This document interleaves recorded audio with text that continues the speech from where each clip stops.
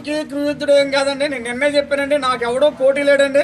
వాళ్ళకి ఆల్రెడీ అయిపోయిందండి. సిగ్గుతో తలదించుకొని కనీసం జిల్లాలో కూడా లేరండి. వాళ్ళు నిన్న కూడా నామినేట్ చేసి స్కూట్నీ కూడా రాని పరిస్థితి అండి. అంత భయంకరంగా వాళ్ళు పేసు రూముల్లో మొక్కుతున్నారండి. వాళ్ళకేం తెలుస్తుంది ప్రజా సమస్యలు? వాళ్ళకి నాకు పోటీ ఆయన క్రూయుద్ధుడా, ఇంకొక ఆయన వచ్చి ఒక మాఫియా డానా, నథింగ్ డూయింగ్ అండి. ఐఎమ్ ఓన్లీ ఫర్ జన సైనికుడు అండి. పవన్ కళ్యాణ్ పవనిజాన్ని చూసుకొని వచ్చిన పవన్ కళ్యాణ్ శిష్యుండండి నేను.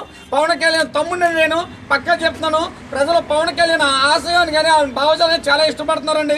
ఈ నాయకులకు బుద్ధి చెప్తారు తప్ప వీళ్ళు రాజులు రాజపరికరాలు చేసే తప్ప విజయనగరానికి ఏం చేయలేదండి. 20-30 సంవత్సరాలు వెనక్కి నట్టారు తప్ప ముందుకేం తీసుకెళ్ళలేకపోయారండి. వీళ్ళు గెలిచి ఏసీ రూమ్లో మొక్కుతున్నారు. ప్రజల సమస్యలు అసలు పట్టించుకోలేదండి. విజయనగరం జిల్లా దేశంలోనే బాగా అత్యధికంగా వెనకబడి ఉన్న జిల్లా అండి. అలా తయారు చేశారు. నేను గెలిపిస్తే మొన్న కూడా చెప్పానండి, పవన్ కళ్యాణ్ గారు ముఖ్యంగా వెనకబడిన జిల్లాల మీద దృష్టి పెట్టమని మాలాంటి పారిశ్రామికవేత్తలు కానీ నేను ఆల్రెడీ ఒక రైతు పెట్టినండి. Please subscribe New Waves.